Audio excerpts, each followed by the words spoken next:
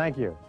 Not long ago, I was doing a seminar for 110 sales managers who supervised more than 1,000 salespeople doing millions of dollars worth of business per month and hundreds of millions of dollars worth of business per year.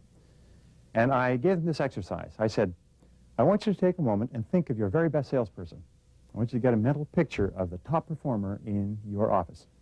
And then I'll describe him or her to you. And they laugh. Oh, sure, you can't do that. You don't know who they are. I said, now, here they are. Here are the characteristics of your top person. And I went down and I gave them about 7 characteristics, one after another.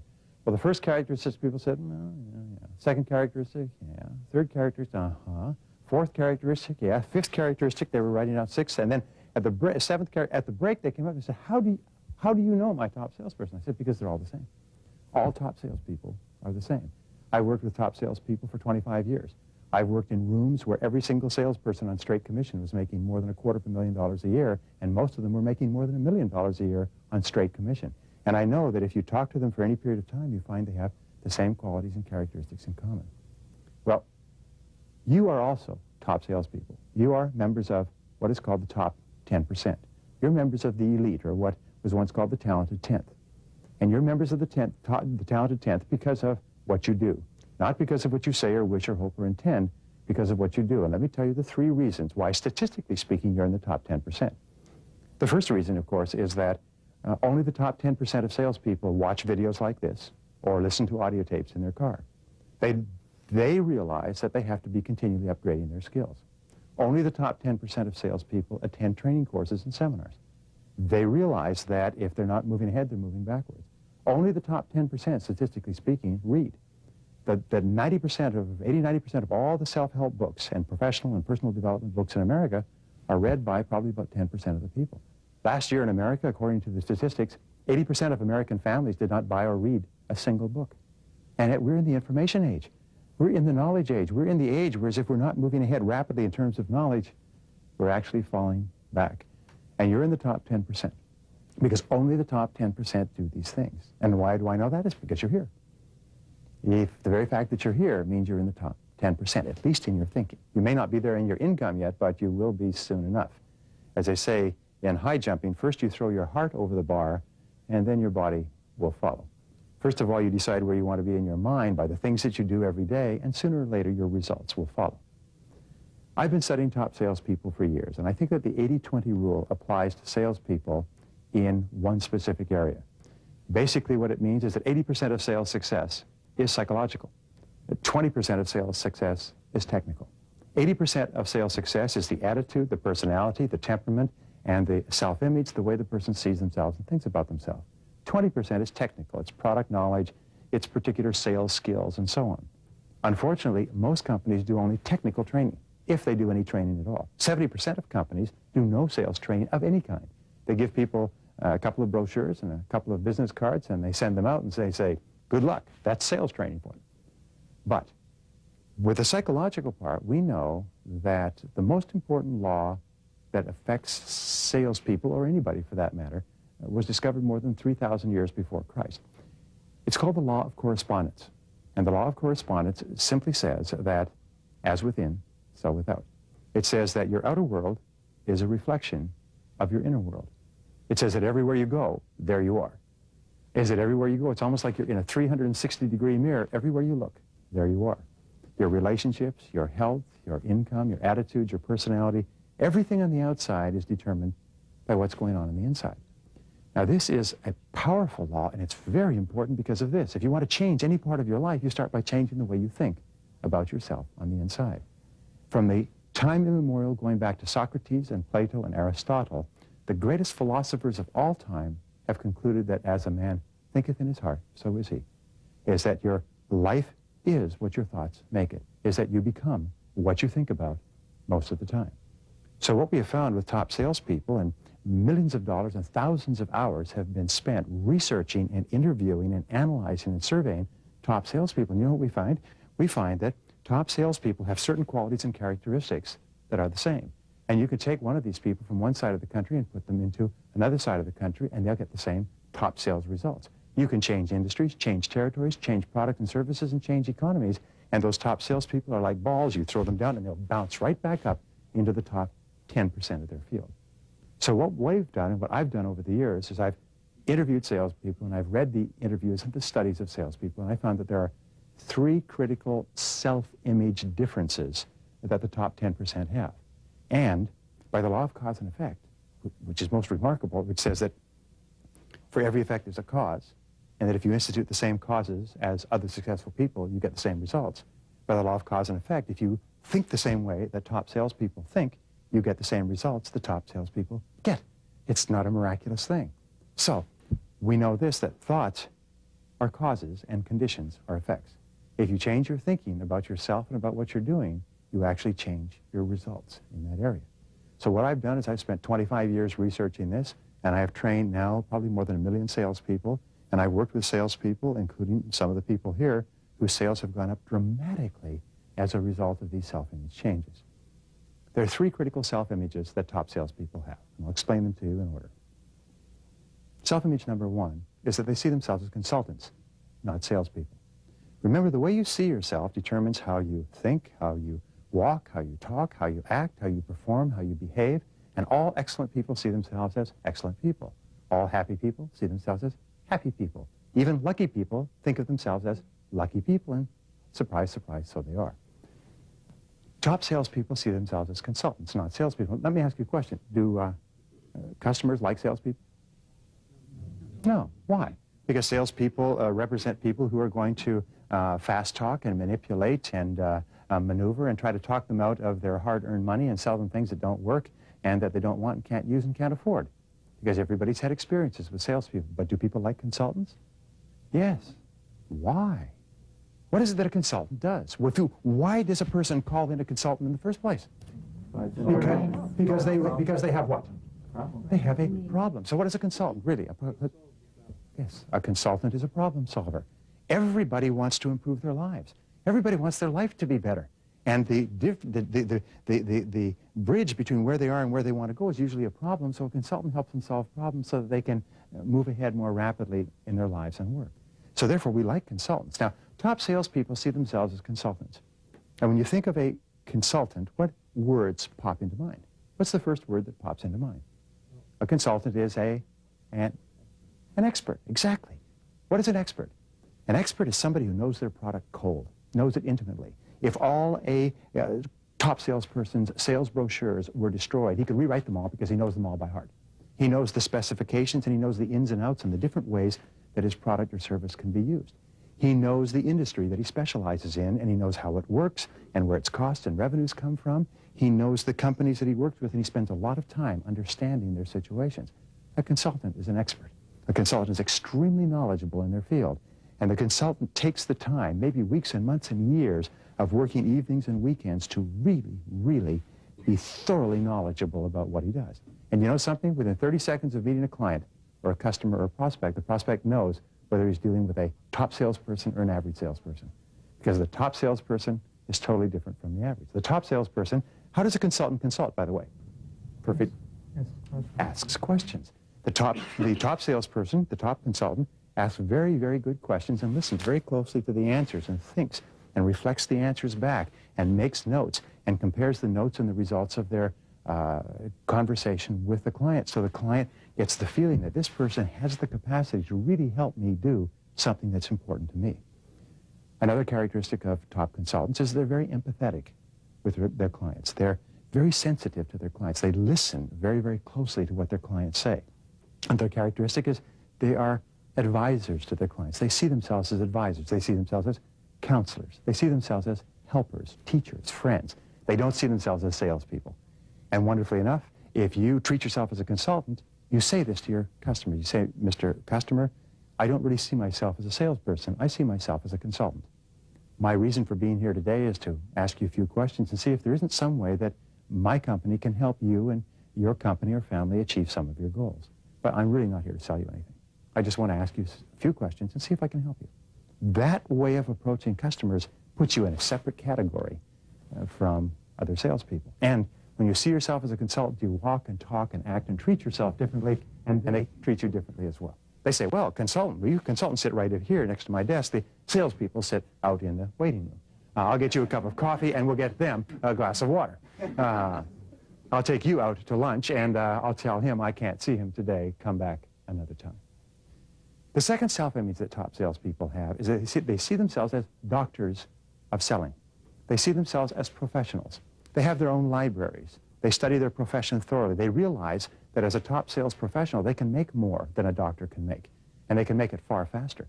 A doctor has to spend 10, 12, 15 years getting to the point of high income. An excellent salesperson can get there in 1 year, sometimes in 3 months. So they see themselves as professionals in terms of image, in terms of the way they dress, in terms of the way they walk and talk, in terms of their bedside manner, in terms of the way they deal with their customers. Now here's one of the characteristics of doctors. Doctors always work in a particular sequence with their patients. You can never get a doctor to move out of sequence. The sequence is always examination, diagnosis, prescription. When you go to see the doctor will take your critical details on a chart, and then we'll ask you questions, and we'll take your vital signs, and then we'll do tests, and we'll very carefully analyze you and ask you where it hurts and so on. And only then will they go on to the next phase, which is diagnosis, and then prescription. And when you get a prescription from your doctor, you accept it. Salespeople, top salespeople, do the same thing. Only in this case, it's rapport, problem, solution. They establish rapport, they identify the problem through questioning, and then they present their product or service as a solution. And they never allow the customer to say, what you got, and jump right into a presentation. That would be the same as saying, how are you, and going right into a prescription. If a doctor prescribed something without doing a thorough examination and diagnosis, it would be called malpractice. And if a salesperson does it, it's called malpractice as well. Now, the third self-image that top salespeople have is that they see themselves as presidents of their own personal sales corporations.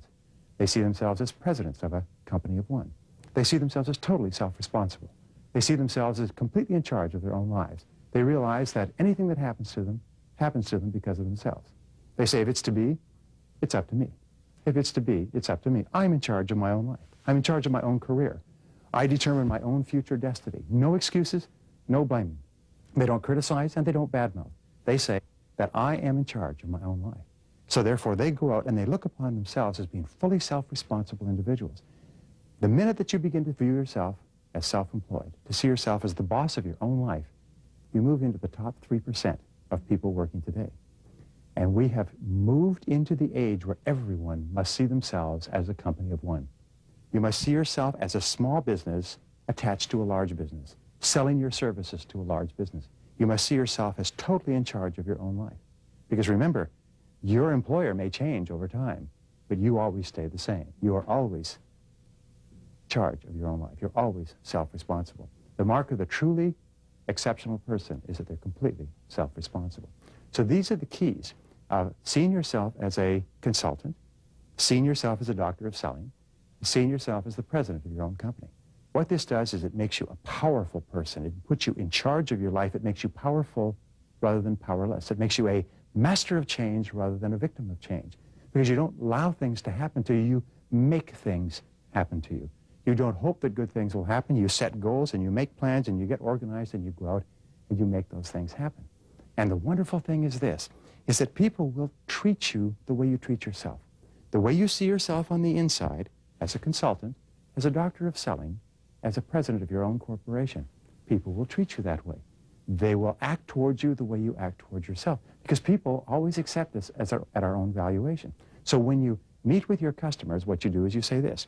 You say, I don't see myself as a salesperson. I see myself more as a consultant, almost like a doctor of my product or service. And my job is to talk to you and see if there isn't some way that we can help you achieve your goals, solve your problems, satisfy your needs with what we sell.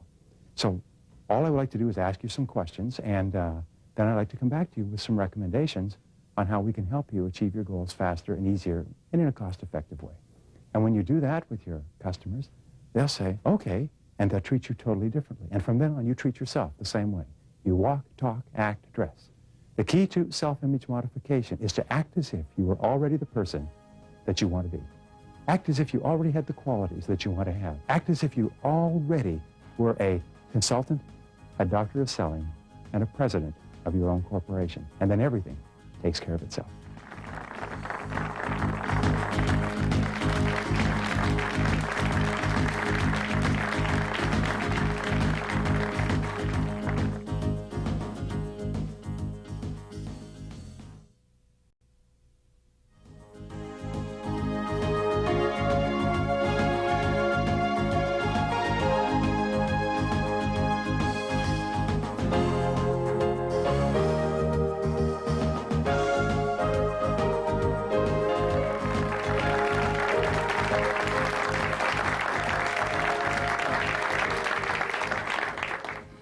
Let me ask you a question. What is the purpose of a business? To make money. To make money. Make a profit. That's what almost everybody says. But do you know what the purpose of a business really is? The purpose of a business is to create and keep a customer. It's to create and keep a customer. If you create and keep sufficient number of customers in a cost-effective way, the result will be a profit. Do you know what the #1 reason for business failure is in America or any other country? It's low sales. Do you know what the #1 reason for business success is? High sales. The ability to create and keep customers is the key. And by the way, how can you tell? You find that all successful businesses, everybody thinks about creating and keeping customers. So, since you are the presidents of your own sales corporations, what is the purpose of a salesperson? What is the job of a salesperson? It is to do the same thing, isn't it? It is to create and keep customers, and your success is determined by your ability to create and keep customers. Now today, the ability to create and keep customers turns almost like a hinge on one important factor, and it's relationships. We've moved from the area of technical selling, we've moved from the area of price selling. Today, all successful selling is relationship selling. It is the ability to create and maintain high-quality relationships with customers that determines our success or failure. All top salespeople are relationship experts. They're absolutely experts at beginning long-term business relationships. You see, we can't make a living by making a single sale and never selling anything to that person again and going on and making a single sale. It's too hard. We have to think, when we deal with a customer, of dealing with that customer for the indefinite future and providing that customer with more products and services and getting resales and referrals and so on. So this is what we know, is that because of the way selling has changed in the last few years, the focus must be on the relationship. And let me give you the reason why. Original selling, there's been about 4,000 books done on selling. 99% of those books talk about the simple sale. The simple sale had a single call on a single person to make a single decision to buy a single product, and bye-bye, you never saw them again. We call this the hit-and-run sale, the touch-and-go sale. Today, however, we're into the era of complex sales. A complex sale has several calls. The average today is 4 to 6 calls is what it takes to make a sale if you are talking to the right person at the right time and you're the right person and they're qualified and you stand out from your competition and so on. Today there are multiple decision makers. You have to talk to several people, and sometimes you never even get to talk to the person who signs the check. Third of all, the sale has the potential of going on and on and on after the sale. And fourth of all, 95% of the sale takes place when you're not there. You can go in and you can influence certain people and provide certain information, and then you have to go away, and while you're gone, the sale is going on, and you can't influence it. All of this requires a greater focus on relationships. Here's the most important part. In the old days, in old school selling, when you made a sale, it was over. You took the sales slip, you threw them over your shoulder, and you went on to the next customer. Today, however, the sale goes on, and it actually intensifies after the sale. In the customer's mind, the sale only begins when they sign the check. In the old days, the salesperson, as far as they were concerned, the sale was over when the check was signed. No, today it only begins. So when a customer buys today in a long-term sales relationship, the customer is really entering into a business marriage with you and your company. The customer is really entering into a long-term relationship with you.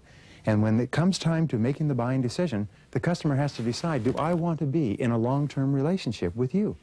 Do I want to entrust my future to you? You see, before the customer buys, the customer can do whatever they want. The money is in the customer's bank account and the product or service is in your facility.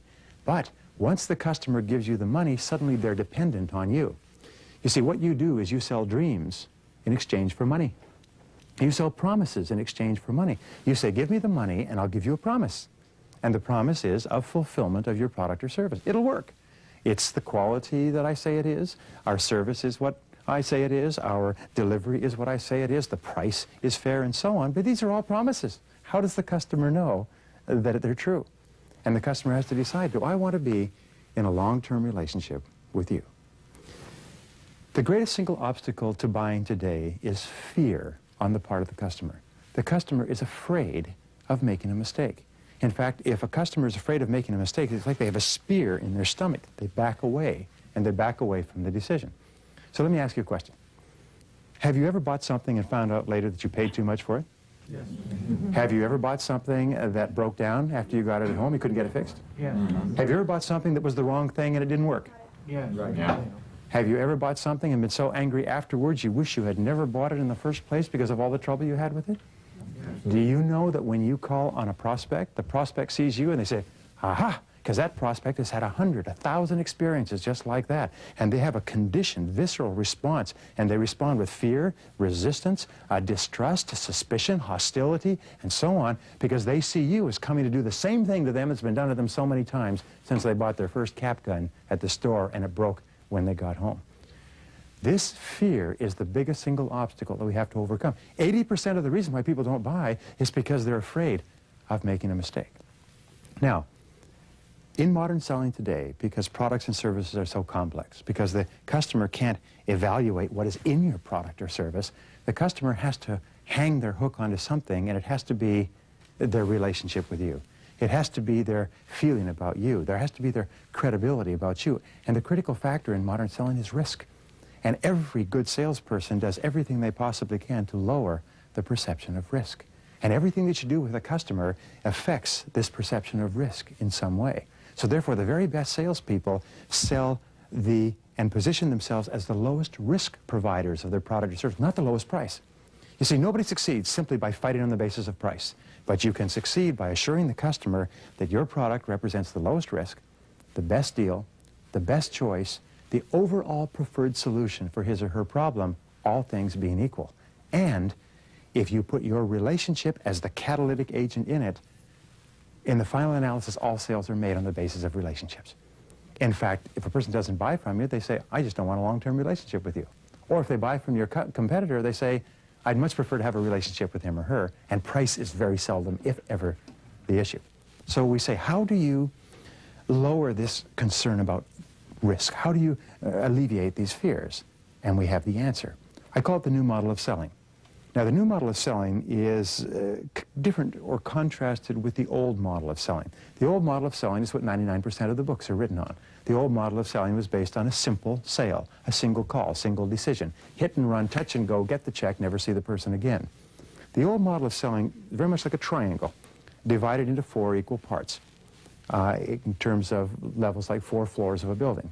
The first part represented 10% of the sale. That was establishing rapport. Hi, how are you? How you doing? How's the wife and kids? Get right down to the purpose of your business. There's still people who teach this. These are Neanderthal salespeople and sales trainers. Because it doesn't work anymore, because rapport is so important in a sale. Second of all is qualifying. Find out if they got the money before you waste any time with them. Third part was presenting. That's how you talked them out of the money that you had determined that they had. And this fourth part, 40% of the sale, 10%, 20%, 30%, 40% of the sale was closing. And we were told, and this will come as a shock to you, that buyers are liars, so close them early and often. The fact is that this is old school selling. It's hit and run selling. It's used car selling.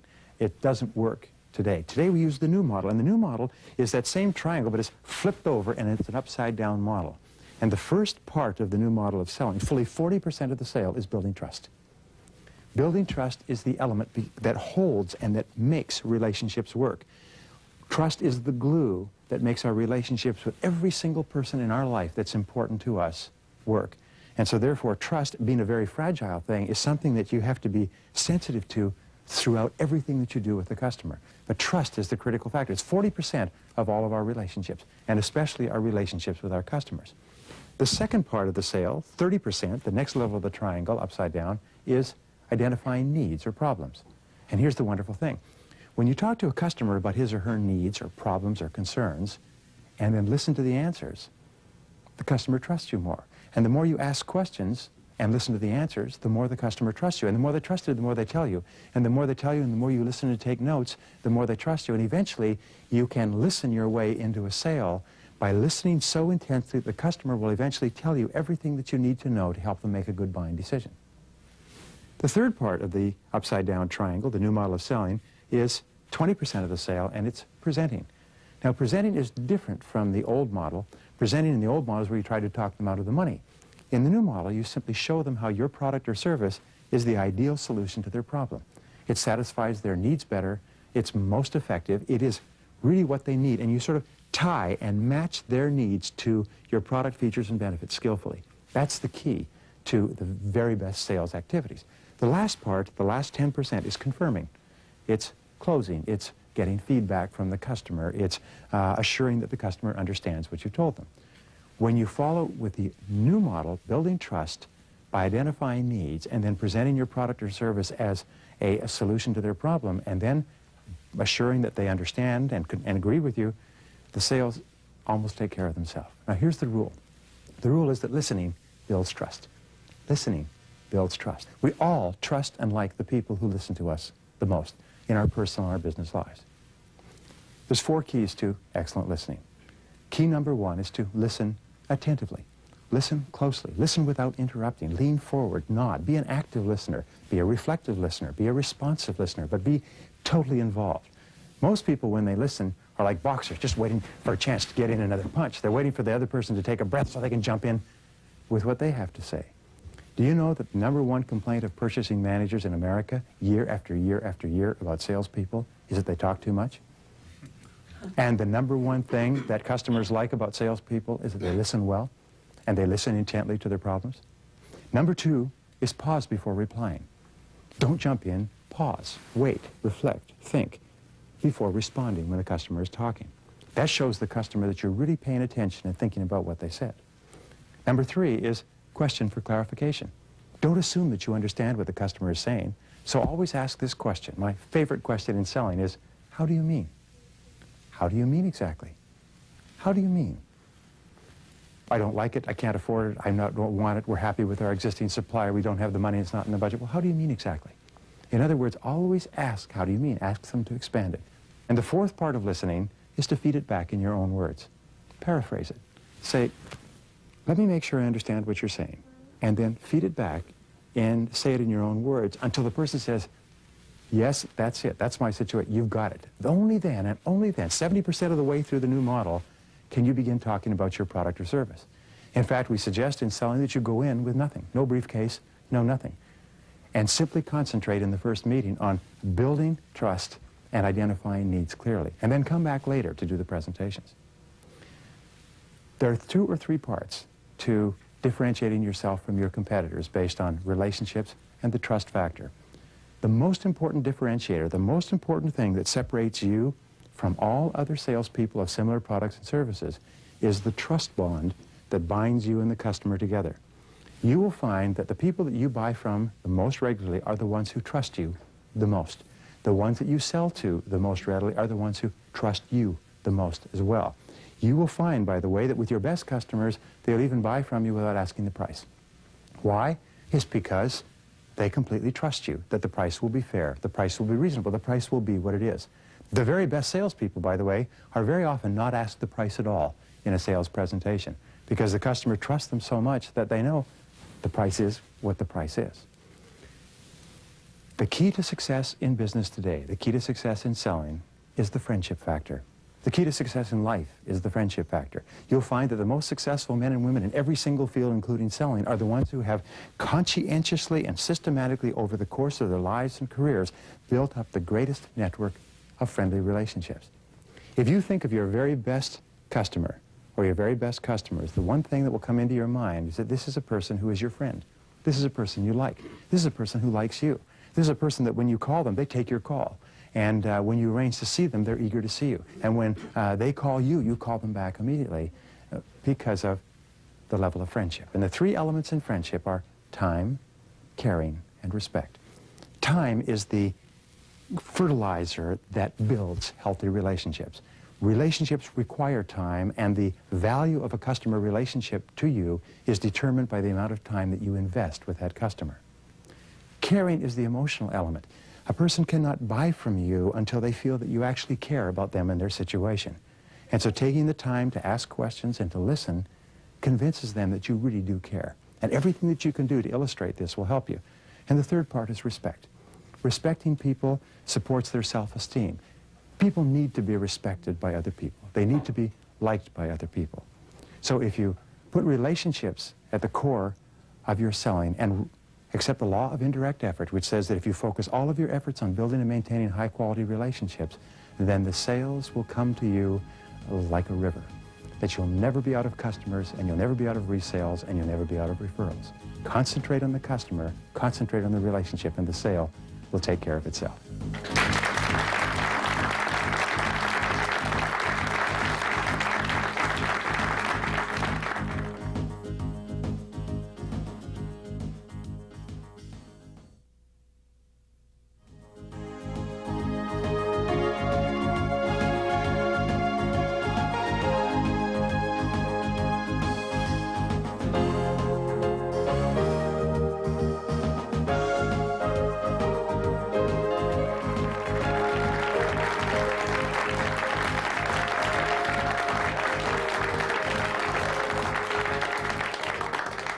Question: what is the critical determinant of buying behavior?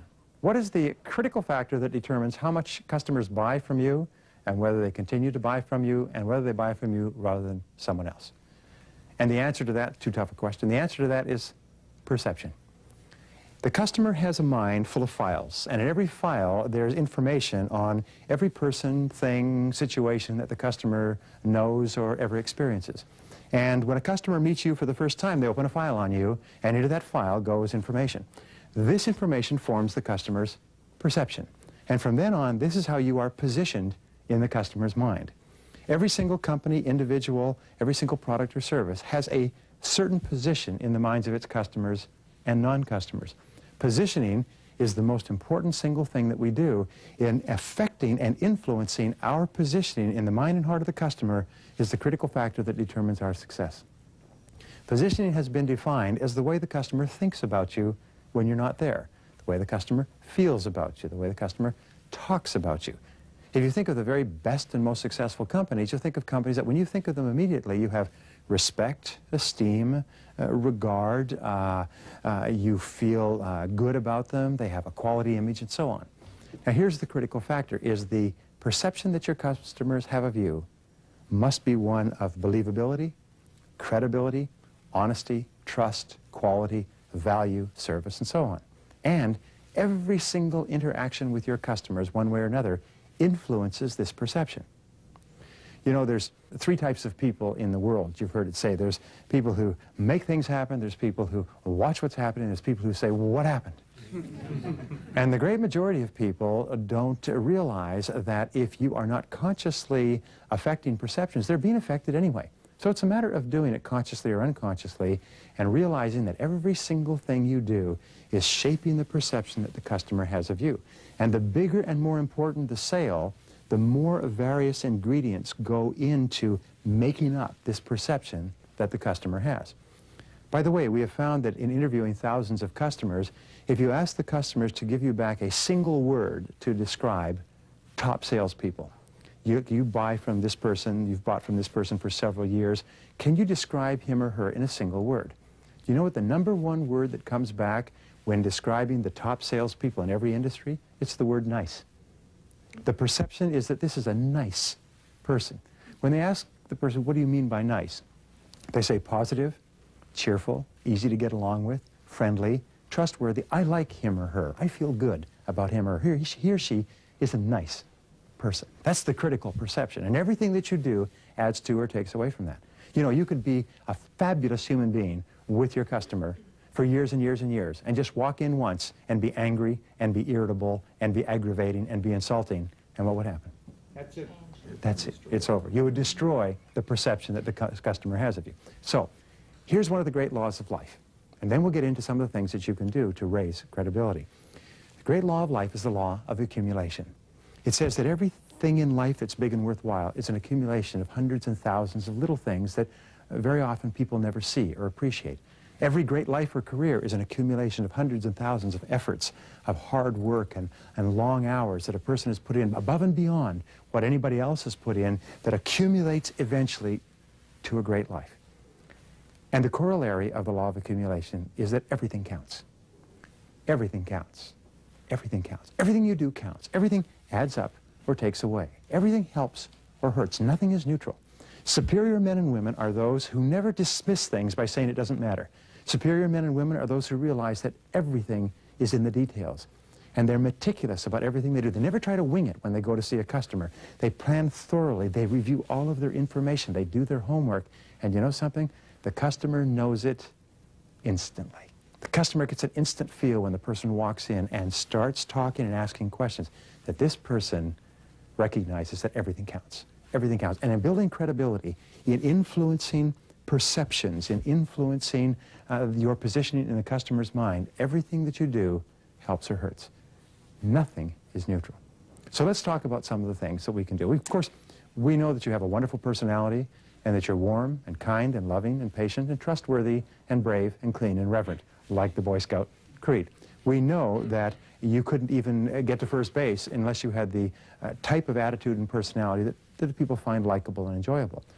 But now there's a whole series of subtle factors that can make or break the sale in every case. The first has to do with you, the salesperson, right at the beginning. Credibility with regard to the salesperson is based on three things. It's based on dress, it's based on grooming, and it's based on accessories. Now, the rule in selling, and many salespeople violate this, is that you must dress for success. You must get at least 1 or 2 books on proper business dress, and you must devour them from cover to cover, and you must go through your wardrobe and throw out everything that is not approved of in those books, and then you must dress exactly the way the finest professional consultants, doctors, presidents of their own sales companies would dress. In other words, dress is so important that according to the statistics, 95% of the first impression that you make on a customer is determined by your dress. Why? It's because your clothes cover 95% of your body in most cases.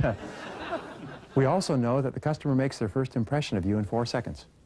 Customers go blink, blink, and they've made their decision on you. After that, they may talk to you and they may be polite and so on, but in 4 seconds, the customer's mind is like quick-drying cement. Personnel officers who interview and hire for large corporations say they usually made the hiring decision within 30 seconds of meeting the person for the first time, and that's without reading the resume. And people don't realize that they'll walk in, they'll stand up, and they'll say hello, and they're dead in the water already because of egregious errors that they've made in dress. The second part is grooming. The way you are groomed in every aspect is something that stands out, and if customers are not comfortable with the way you're dressed or the way you're groomed, they won't buy from you. The third part is your accessories. Accessories are very, very important because customers are looking for it. And here's a great rule, is that if a customer's attention is drawn to your accessories, then the accessories are wrong. The customer should have a single impression of you as being a well put together, conservative, reliable, dependable, authoritative professional in your industry. They should not be able to say, well, he or she was wearing this or that or something else. But here's an important point. Most sales are made on the margin. What does that mean? It means that, let's say it takes 100 points of credibility to make a sale. Many sales are made when you have 101 points. Not 200 or 500, 101, 102. So it's very marginal. Let's say that you've just got to the point where the customer is ready to make a sale, and you say, if you'll just authorize this, we can get started right away, and you reach into your pocket, and instead of a cross pen or a Mont Blanc, you pull out a Bic with a chewed-off end. Now, a Bic pen is a cheap pen. We call this a canary pen. Cheap, cheap, cheap, cheap. And when you take out a cheap pen and you hand it to the prospect to sign, the prospect thinks cheap, cheap, cheap, cheap person, cheap company, cheap product, danger, danger, too dangerous to make a bind. He said, let me think about it, leave it with me, I'll talk to you later, I'll call you back at another time. Very easy to destroy a sale. Scuffy shoes, by the way, in males will destroy a sale. 84% of business people interviewed would not buy from a person who had unpolished shoes. And people say, well, it doesn't matter, but everything counts. Everything counts. Everything counts.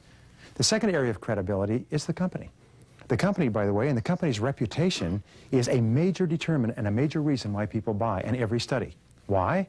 It's because if the company has a great reputation, then it's safe to buy from this company. If the company has a great reputation, then the feeling of risk, the perception of risk will drop, and the feeling of confidence will rise. So therefore, if your company has good things to say about it, don't assume that they already know. There are 3 areas, by the way, with regard to your company, and they are the size of the company, how long it's been in business, and its market share with regard to the product or service that you're selling. So therefore, one of the great questions is, Mr. Prospect, before I begin, do you know very much about my company? And almost every prospect will say, oh, no, I don't know very much about your company. And I had this done to me by professional salespeople, it's very impressive. They say, well, let me tell you 3 things about which we're very proud. First of all, we have been in business for 23 years. Second of all, we are the largest firm of our kind within this market area. And third of all, we have 43% of the market for our services, and that comes mostly from repeat customers because they're so satisfied with what we've done in the past. Wow, I had no idea your company was that good. I'm almost ready to buy. All you have to do is show me that what you sell is what I need, and I'm ready to make a decision. You see, reputation and telling them how good you are is very important. And if you're good, tell them. If you're small, say we're small, so we're very flexible and can move fast for our clients. We're big and we've grown large in a competitive market because we satisfy our clients. Tell them good things. The second part is your brochures and your handouts and your price list, the paper that you use in your business. Let me ask you a question. Who determines the standard for your materials? Your competitors do, because yours have to be equal to or better than your competitors. But whatever you do, whenever you hand out materials, don't hand out used materials, folded materials, materials with coffee stains on them, materials with other people's phone numbers in the margins. Make sure that your materials are beautiful, because people equate the whole company to the kind of materials that you put out about your products and services. And the third part is your telephone manners. Make sure that the people who answer your telephones are absolutely wonderful on the phone, and make sure that you are good on the phone as well. Have people listen to you and give you feedback. Do you know that 99% of your customers' contact with you will be telephone? And so therefore, the very best companies are the most fastidious about the people who answer the telephones. They give everybody training in how to answer the telephones. Very important, because a poor or rude or peremptory or unhelpful person on the telephone will kill the sale just like that. They'll assume the whole company is no darn good. Very important. Now, the second area of credibility has to do with your satisfied customers. The more satisfied customers you have, the easier it is to make further sales to more customers. It raises your credibility very high, because 84% of all sales in America are made by word of mouth, by people saying, I used it and I liked it. So therefore, there's three keys to satisfied customers. First of all, it's similar others. In other words, people similar to the prospect that have bought and used your product or service are powerful, powerful referrals to use. We always are attracted to buy a product that someone like us in our business has already bought. Second of all, always be willing to answer the question, who else has done it? Customers may not ask you about it, but they want to know who else has done it. Who else other than me? How do I know it's safe to go ahead? Come on, who else has done this already and is happy? And the way that you demonstrate who else has done it and is happy is with testimonial letters and testimonial lists of your customers and testimonial photographs showing your product in service with a satisfied customer. Testimonials are so powerful in building credibility that we say that salespeople who don't use testimonials have skinny kids. Very important. The next part of credibility is the product or service itself. There's nothing that builds greater credibility in a product or service than it is exactly what the customer needs. And you can demonstrate, Mr. Customer, this is exactly what you need to solve exactly the problem you have at exactly this time in a cost-effective way. That can overwhelm all the other negatives that may exist, small business, inexperience, and so on, having the right product. It provides the benefits that the customer is seeking. The value outweighs the price, and the customer is clear that what they get is bigger than what they pay. By the way, major reason why people don't buy is they think that what they're paying is more than what they're getting. Your job is to show them that what they're getting is more than what they're paying. And the third part is the guarantees and assurances and warranties that you give that he or she will be happy. The next area of credibility has to do with the sales presentation. A really good sales presentation has four elements. First of all, it's customer-focused rather than company and product-focused, and it's problem-centered. It revolves around the problem, situation, needs of the customer continually. Second of all, you match your products or services to the customer's needs very skillfully. You show that there's a perfect fit, like a hand in a glove, between what you sell and what they need as a result of your discussion. Third of all, there's a focus on the relationship throughout. It's absolutely clear to the customer that you care about the relationship, that you care about him or her. The relationship is more important to you than a quick sale. And the fourth is that there is acceptance of 100% responsibility by you, the salesperson. One of the greatest sentences that you can say is, Mr. Prospect, when you deal with me, you don't have to worry about a thing because I'll take care of all the details. I'll take care of all the details. Customers want a hassle-free purchase. They want to know that if they buy from you, they won't ever have to worry about it again. Now, here's the great rule with regard to selling. The great rule is that credibility gets you a hearing. You can't even get an appointment with a busy customer unless you have a certain level of credibility, unless you're good on the phone, unless your company is known, unless you prospect well. But it is maximum credibility, mega credibility, that gets you a sale. So remember, getting in the door and finding a qualified prospect is only the first step. It's the kickoff in the game. If you want to move the ball down the field, then what you have to do is very subtly shape and build and develop credibility so that the customer comes to the conclusion in their own mind that this is the best and the safest and the lowest risk and the highest value company to deal with. And with regard to credibility, remember the law of accumulation. Everything counts. Everything counts. Everything counts. Everything counts.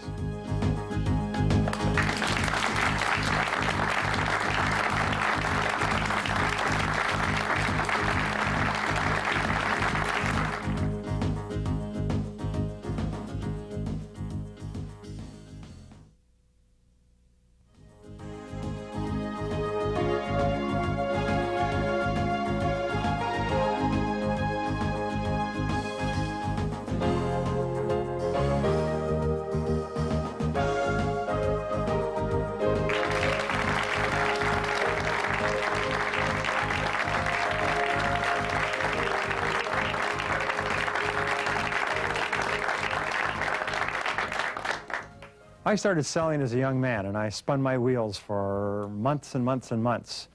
And I read books, and I listened to tapes, and I got advice from people. And almost all of that advice was technical advice. Say this, do that, move your body here, and so on. And as I began studying success more thoroughly, I learned that 80% of all sales success is psychological. 80% of sales success is what is going on in your mind rather than in particular skills. And they've done all kinds of independent research where they'll take people and they'll train them thoroughly and put them into the field after 2 or 3 months of training. And they'll take another group and they will give them no training at all and put them into the field. And 3 months later, they'll find that the sales from both groups are identical and that the top 20% of each group is accounting for 80% of the sales. So when I learned that it was psychological, I realized that the starting point in bringing about rapid improvements in our sales performance is to change our attitude and personality. And if you have the right attitude and personality, everything is possible for you. Attitude and personality means that your attitude is generally positive. There's a one-to-one association between a positive mental attitude and sales success. And in terms of your personality, it means that you feel good about yourself. We know that self-image, how you see yourself and think about yourself, and self-esteem, which is how much you like yourself and respect yourself, and your overall self-concept, your general attitude towards yourself and life, will more determine your success and happiness than anything else. The turning point in my life came when I realized that the key to success is to learn from other people who have been successful before you. It's to take the law of cause and effect and put it into your life. It's to learn from the experts and find out what causes they put in to get the effects that they got.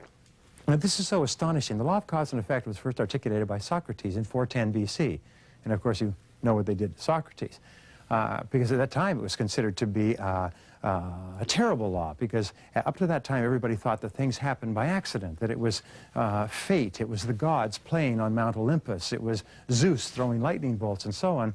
And Socrates said no, he said everything happens for a reason, and that every effect that you see is caused by certain things. And just because you don't know the causes or have not discovered the causes yet does not mean that there aren't causes. The entire history of the development of mankind has been the discovery of the causes of the effects that we wanted to either have more of or the effects that we wanted to have less of, whether it's technology or illness or something else. What I found was that if you do exactly what the very best people do, you get the same results that the very best people get. And if you do it over and over again, it's like a combination lock. If I give you the numbers to a combination lock and I give them to you in order, you can open the combination lock, and I would give it to you, you can open it, I would give it to you, you can open it. What we found is that if you give people the right steps and they do the right things and the same things that other top people have done, they get the same results. Now here's an important point.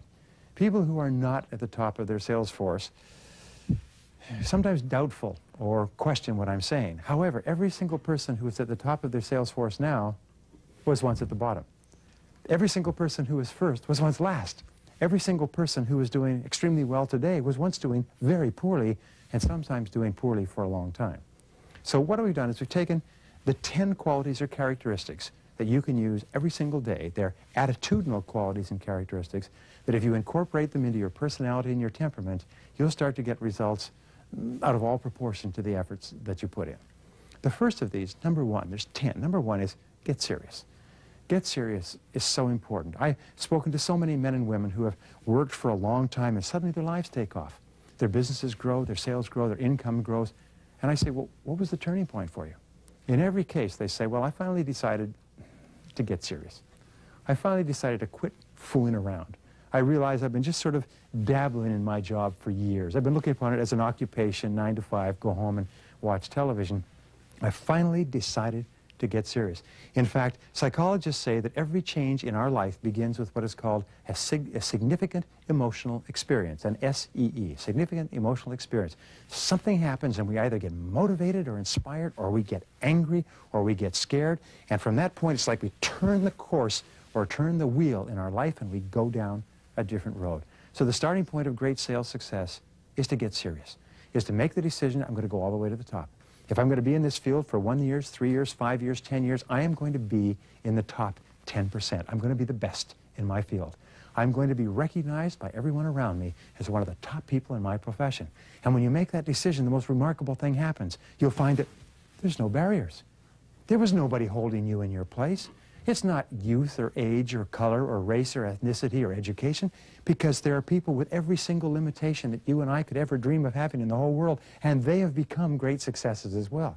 Once you realize that, it's almost like you're in prison and you push against the wall and it just evaporates. There's no wall there.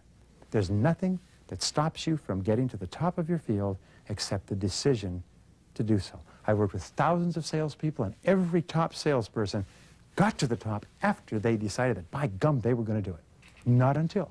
It doesn't happen automatically. The second key principle for success is to lead the action. See yourself as a role model. One of the things we know is that leaders in all areas place very high standards of performance and behavior on themselves. And in the final analysis, nobody's going to do it for you. But what they do is they act as though everyone was watching them. They act as though they're setting the standard for their coworkers and their peers, their children and their friends. Even when no one is there, they set very high standards. They drive around all day as if their sales manager is sitting right in the seat next to them, filling out a clipboard and evaluating and appraising them for the coming year.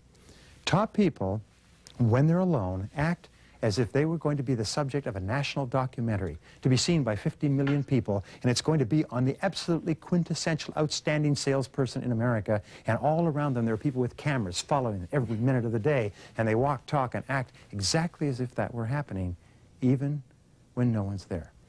When you do that, by the way, it raises your self-esteem, it improves your attitude, it gives you more energy and dynamism, it raises your own sense of personal efficacy. When you set high standards for yourself, you feel much better about yourself, and you perform better, and people respond to you better. The third key to outstanding success is to identify your limiting step. You see, between where you are and where you want to go, there's always something like a roadblock or a construction zone that determines how fast you get there. This is called your choke point, or your limiting step, or your bottleneck. You have to say, between where you are and where you want to go, which is great sales success, to earn far more money, to be far more successful, what is setting the speed at which you get from where you are to where you want to go? What determines how quickly you achieve it? What's holding you back? Now, there's two types of limiting steps, or what we call blocks. They are internal blocks and external blocks. There are things inside ourselves and things outside ourselves. The superior person always says, what is it in me? What skill, ability, talent do I have to develop? What skill area in my work? Is it prospecting? Is it telephone skills? Is it presenting? Is it getting past the gatekeeper? Is it getting the customer to take action? Is it selling against competition? What skill area is causing me to fall down in my sales? If I could bring that up, it'd make a real difference. Because here's what we found. You can be good in every skill area in your business except one, and that one will set the height at which you use all your other talents. Your weakest important skill is the brake on everything you accomplish in your life.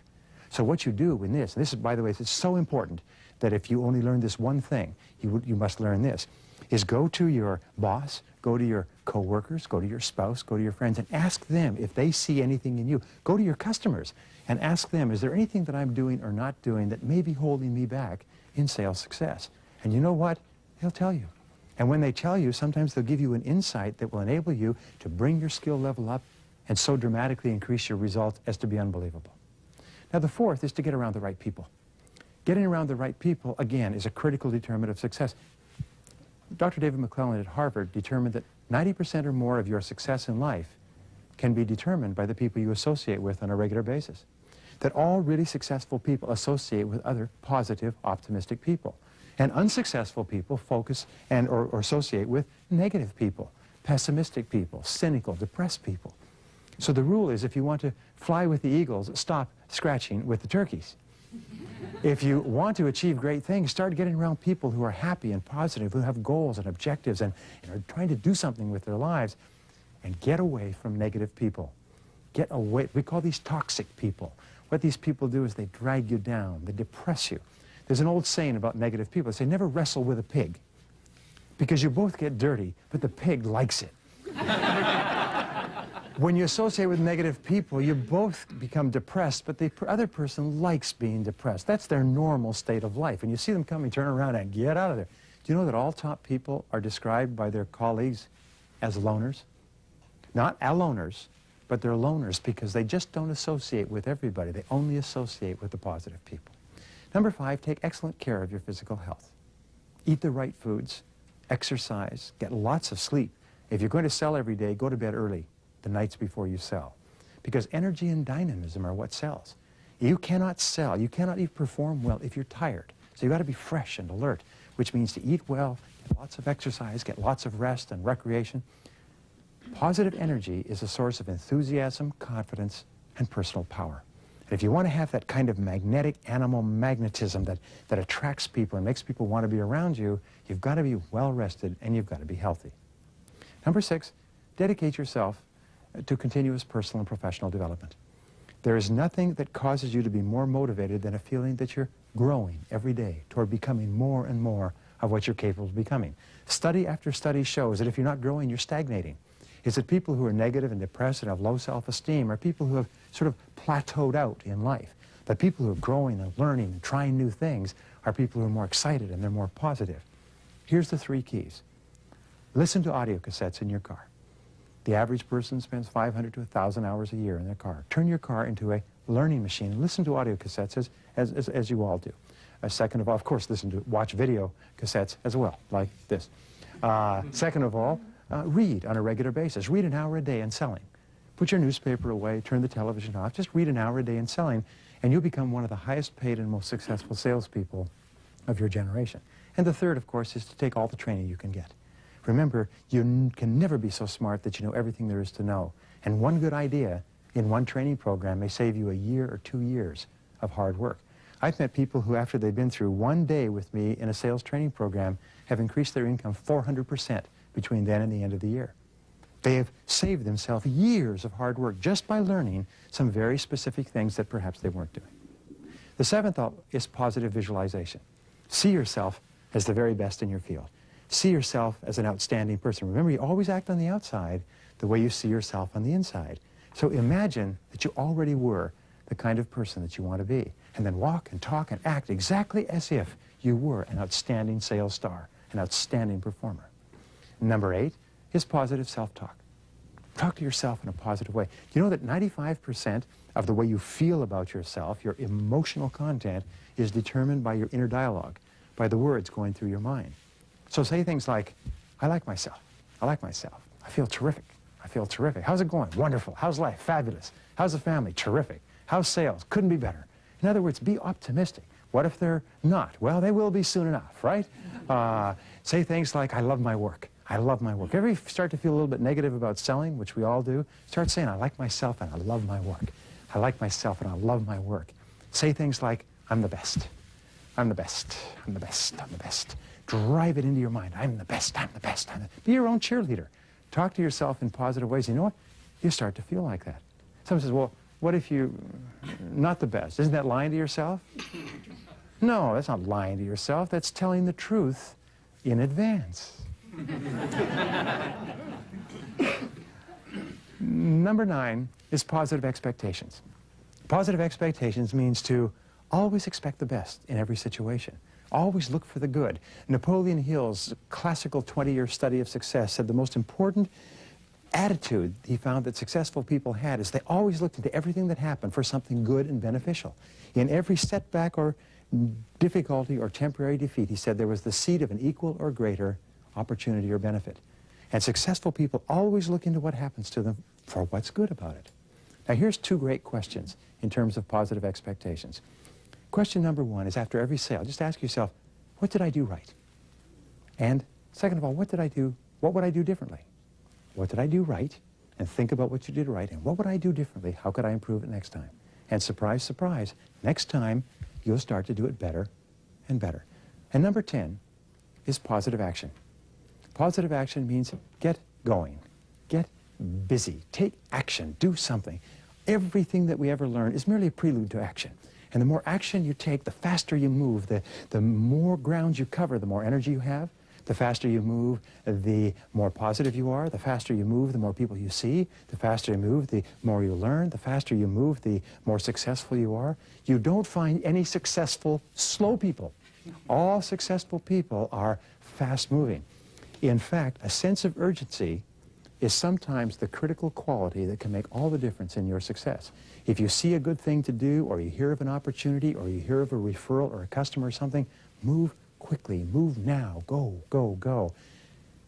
And after everything, underneath everything, put the foundation of persistence.